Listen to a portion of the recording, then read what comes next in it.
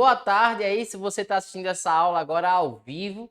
Bom dia ou boa noite se você vai assistir essa aula gravada aí, seja no canal do EducaPE aí, da gente no YouTube, ou nas nossas reprises aí nos canais de televisão, né? Eu sou o professor Aquiles Cavalcante e junto aí com o professor Francisco Coutinho, com o professor Bruno Lardião, estamos aí ajudando você, o seu professor, o trabalho que o seu professor primordial tem realizado aí na sala de aula, né, no chão da sua escola. Então, somando esforços aí todos juntos para que a gente possa construir a melhor educação do Brasil, tá certo? Antes da gente começar essa aula de hoje, eu queria te fazer um convite.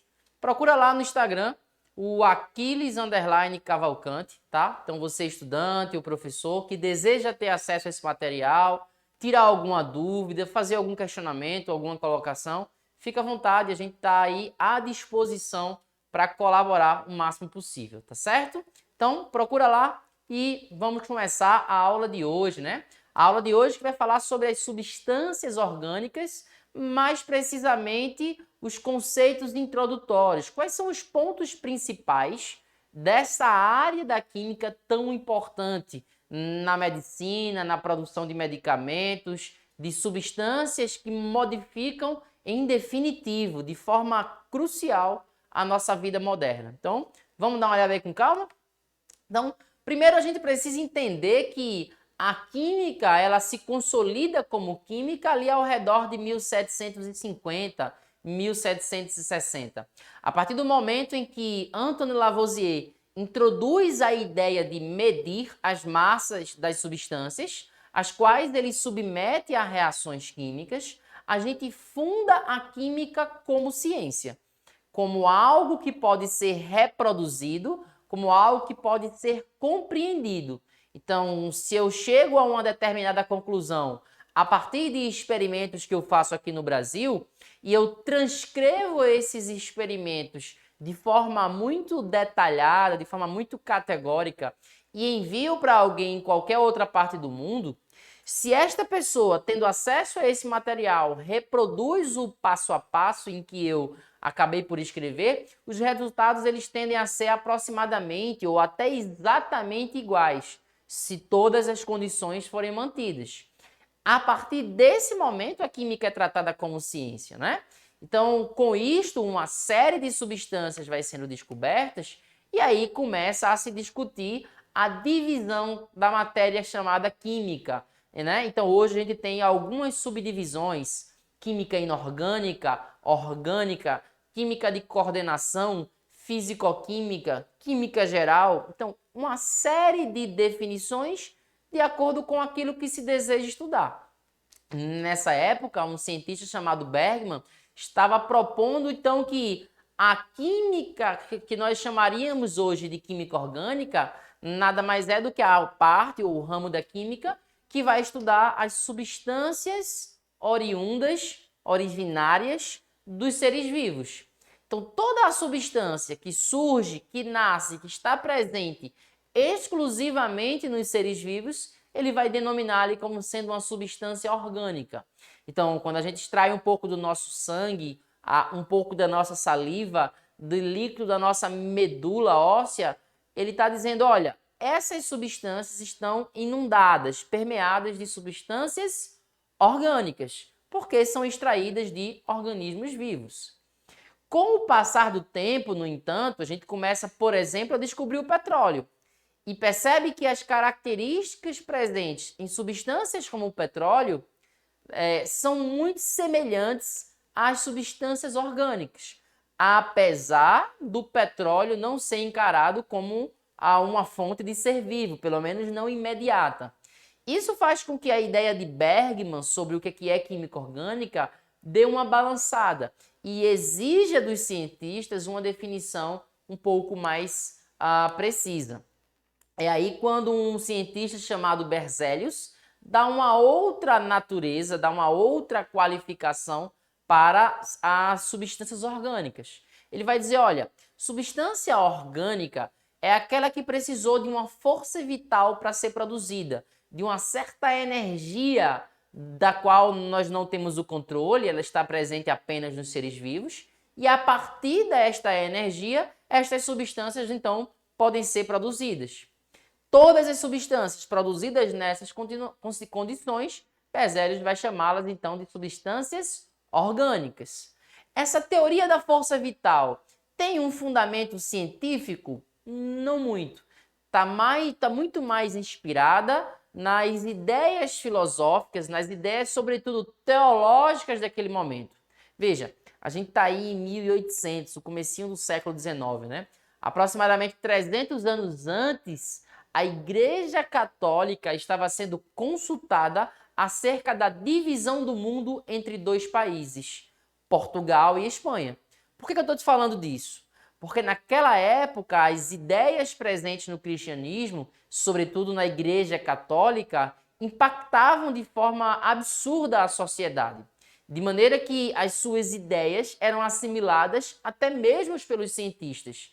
Cientistas que deveriam, em princípio, ser céticos, ser dados ao experimento e à metodologia científica, muitas vezes acabavam aí se deixando influenciar por ideias e por pressupostos advindo aí da teologia. Então, quando você abre o livro de Gênesis, né, o primeiro livro da Bíblia, e vai narrar lá, que você vai ver a narrativa de que Deus sopra sobre a matéria inanimada, sobre o barro, e ao soprar sobre o barro, aquilo se transforma em um ser vivo, o Adão. Isso vai servir de pano de fundo para que Berzelius pense, olha, semelhantemente, no nosso organismo, no organismo dos seres vivos, deve haver um sopro vital, uma força que desencadeia as reações químicas que transformam aquilo que não tem vida naquilo que tem vida. Aquilo que é inorgânico naquilo que é orgânico. Faz sentido isso? Talvez. O fato é que mais para frente a gente vai ter a síntese da ureia. Euler vai fazer a produção de uma substância orgânica a partir da substância inorgânica, sem utilizar um organismo vivo, sem utilizar esse tal sopro divino. Nesse momento, o que a gente tem é justamente a queda da força vital. Então, se antes se imaginava que era necessário um sopro divino, algo presente apenas dentro dos seres vivos, para sintetizar, para produzir substâncias orgânicas, o Euler vai mostrar que não é bem assim. Então, basicamente, o que ele pega? O cianato de amônio, uma substância inorgânica, e submete ela a condições específicas de pressão e de temperatura. Com o aquecimento sendo aplicado sobre o cianato de amônio, ele se transforma numa substância muito cara e, sobretudo, aos mamíferos, que é a ureia.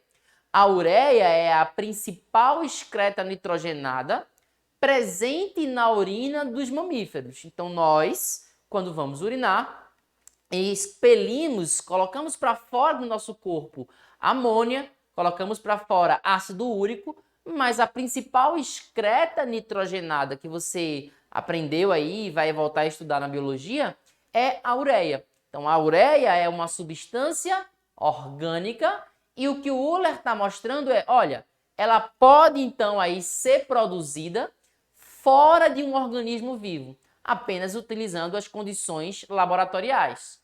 Com isso, o Euler determina que, olha, essa tal teoria da força vital, ela até pode existir, mas não é ela a única coisa que permite a produção de substâncias orgânicas.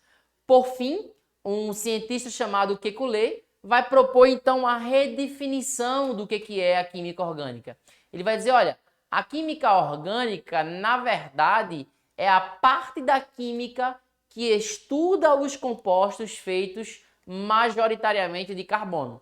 Então, elementos, ou melhor, substâncias feitas por carbono vão ser o objeto de estudo da química orgânica. Essa é uma definição aí que vem quase 100 anos depois da definição de Bergman, né? Mas essa, até então, é a definição que nós adotamos na química moderna como verdade.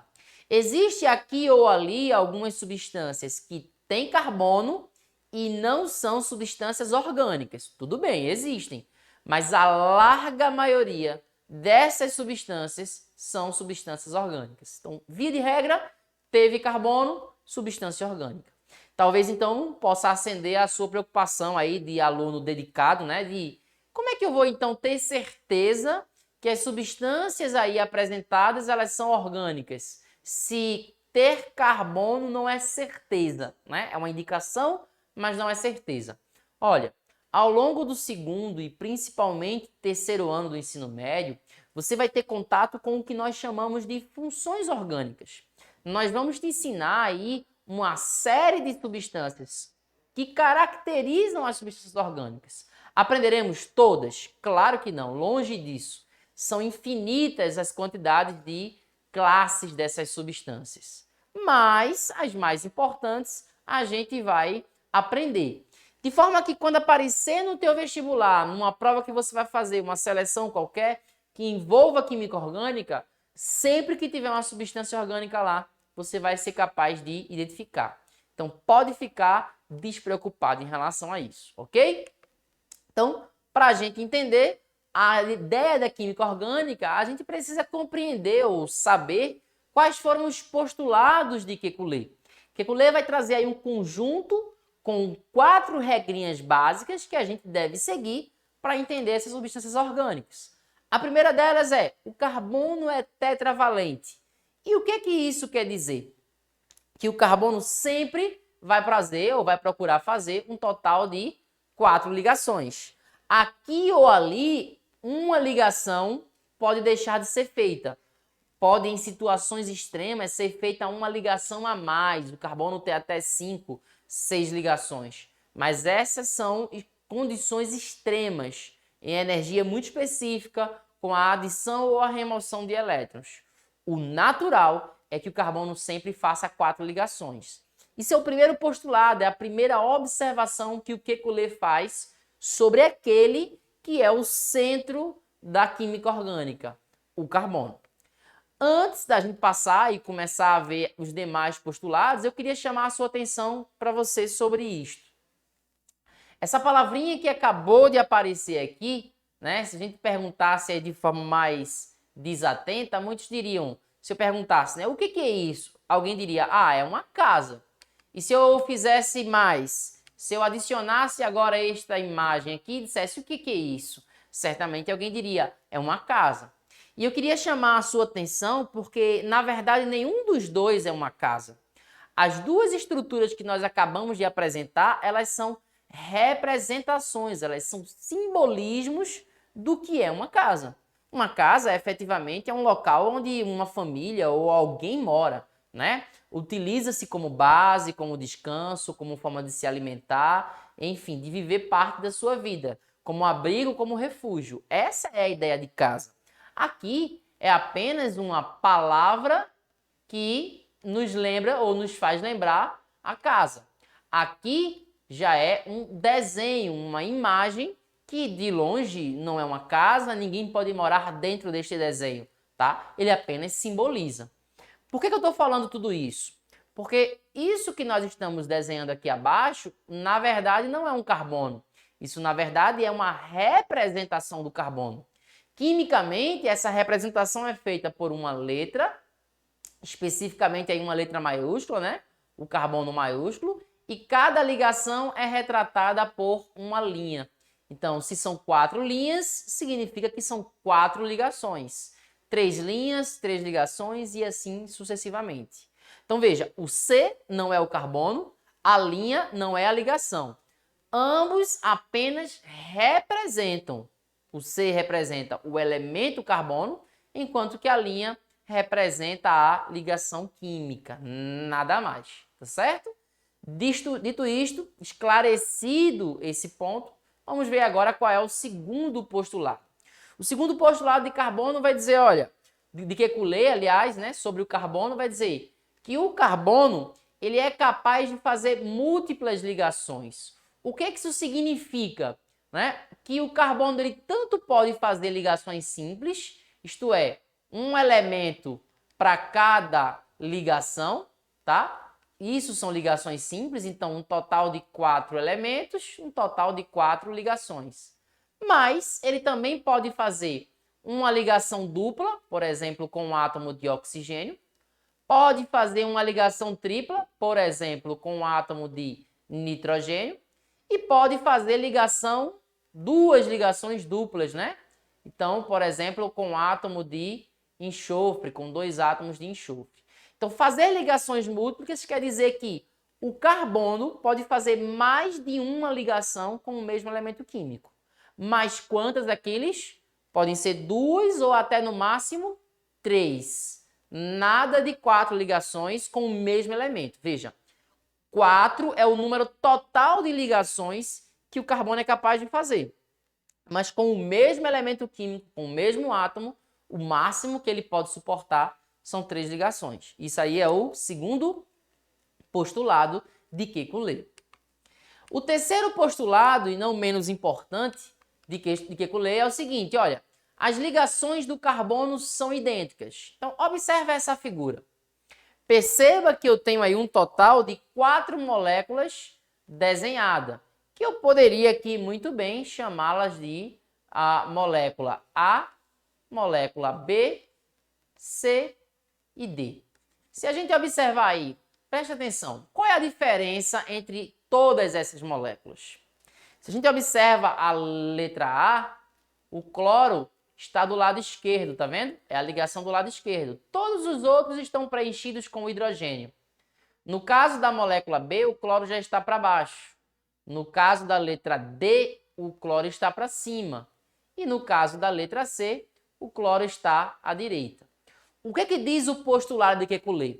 Não importa para qual lado está esse cloro, porque todas as ligações do carbono são essencialmente iguais. Elas são idênticas. Então, para qual lado ela está, não faz a menor diferença. Tranquilo? O quarto, último e não menos importante é o fato de que o carbono é capaz de formar cadeias. Eu diria, inclusive, me arrisco a dizer que esse postulado é a razão de nós estudarmos química orgânica. Se esse postulado não existisse, se isso não fosse uma verdade na natureza, a química orgânica nem seria estudada. Me arrisco até a dizer isso. Por quê? Porque a capacidade de formar cadeias é o que permite um carbono se ligar a outro e assim sucessivamente. E ao fazer com que tantos átomos de carbono se liguem uns aos outros, acaba sendo possível que uma série de substâncias sejam produzidas. Só para você ter uma ideia aí, tá? A gente pode estimar aí que a quantidade de substâncias que não são orgânicas, né? Isto é, são inorgânicas, deve ser aí algo ao redor de 8, 9, 10 mil substâncias. Lembra que isso é uma estimativa, tá? Enquanto que as substâncias orgânicas, as que o ser humano já teve contato, já estudou, ultrapassam o número de 65 milhões de substâncias. Então veja que a ordem de grandeza é milhares de vezes maior. E a razão é que, ao invés de apenas combinar um elemento com outro diferente, eu posso combinar um carbono com outro e assim sucessivamente. E combinar de formas distintas. Pode ser com os carbonos apenas formando uma cadeia em linha reta, né? Então, todos os átomos de carbono estão migrando aí na mesma direção, essa é uma possibilidade. Mas eu posso também ter carbonos em outras direções. E cada nova direção que eu acrescento nessa cadeia me permite formar uma substância diferente, com características diferentes. Estes são os 4 postulados que regem a química orgânica. A gente ainda classifica os carbonos, né? Como é que a gente pode classificá-los? A gente pode classificá-los em carbonos primários. Quem são esses carbonos primários, né? Primário, secundário, terciário ou quaternário. Isso vai ser de acordo com a quantidade de carbonos em que ele se liga. Então, esse cara aqui, se você observar, ele está ligado a apenas um carbono à sua esquerda. Então, por isso, ele é chamado de carbono primário. Então, carbono primário é aquele que se liga exclusivamente a um carbono. Esse cara aqui, ó, marcado em amarelo, ele é o carbono secundário, porque se você observar, à esquerda e à direita nós temos carbonos. Então, como ele se liga a 2 carbonos, secundário. Esse outro carinha aqui é um carbono terciário, né? e a razão é a mesma. Ele se liga a um carbono à esquerda, à direita e um carbono para baixo. Por fim, o carbono quaternário é aquele que se liga a 4 carbonos, tá? Então, essa é uma característica importante para a gente entender sobre as substâncias orgânicas e saber quais são as suas características, tá? Mais para frente, a gente vai discutir também a questão da hibridação do carbono. O carbono ele pode ter hibridação sp, sp2 ou sp3. Essa é uma outra forma de classificá-lo. De acordo com a quantidade de ligações sigmas ou ligações pi que esse carbono tem, ele vai ter uma classificação ou outra. E no que isso interfere? Na estabilidade da molécula, na sua capacidade de formar ou não reações químicas, de resistir a determinadas situações sem sofrer um processo de oxidação. Tudo isso está atrelado à quantidade de ligações sigmas e pi e, consequentemente, à hibridação desses carbonos. Então, na nossa próxima aula, a gente vai discutir justamente essa hibridação e como isso interfere aí na classificação das cadeias. Lembra o que eu te falei? O fato do carbono formar cadeias é o que faz com que a gente consiga, então, formar tantas substâncias orgânicas ao ponto de tratarmos ela aqui como algo a ser estudado. Então, uma vez que a gente compreende essas cadeias carbônicas e as suas hibridações, a gente está pronto para entender uma variedade de substâncias orgânicas, suas propriedades e que tipo de reações químicas elas são capazes de formar. Tranquilo? Então, a gente fica, então, com isso para ser discutido na nossa próxima aula. De que maneira essa classificação, tanto dos tipos de carbono, primário, secundário, terciário e quaternário, como os tipos de hibridação, sp, sp2 e sp3, podem interferir aí justamente nas reações químicas e nos compostos que esse carbono aí conseguem formar, tá certo? Então, vamos dar uma olhada aqui rápido, né? Não é algo também de outro mundo, a gente consegue ainda dar uma olhada na hibridação. Acabaram de falar aqui, ó, tem mais um tempinho ainda, então vamos lá.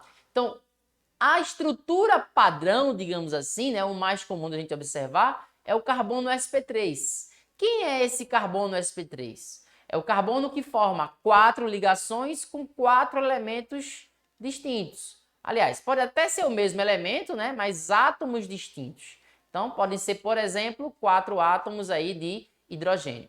Se eu tenho um total de 4 ligações sigmas, a gente encontra 4 letrinhas, ó. S, P, P e mais um P, tá? Então, as 4 letrinhas juntas, cada uma representa uma ligação sigma. Eu vou te ensinar agora, logo em seguida, a entender quando a ligação ela é pi.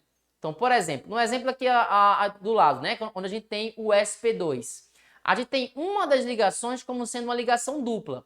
Aí, nesse caso, você pensa sempre assim, ó, a primeira ligação é sigma, todas as outras que vierem são pi, tá? Então, entre aquelas duas ligações.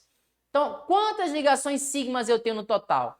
Essas duas aqui, que estão isoladas, mais uma. Então, nós temos um total de 3 ligações, S, P e P. Então, essas 3 ligações aí, justamente formalizam aí a estrutura do sp2, beleza? Na nossa próxima aula, a gente volta aí com a hibridação do sp, faz uma relembrança aí, relembra e seguimos aí para cadeias carbônicas, tranquilo? Até a próxima aula, tchau, tchau!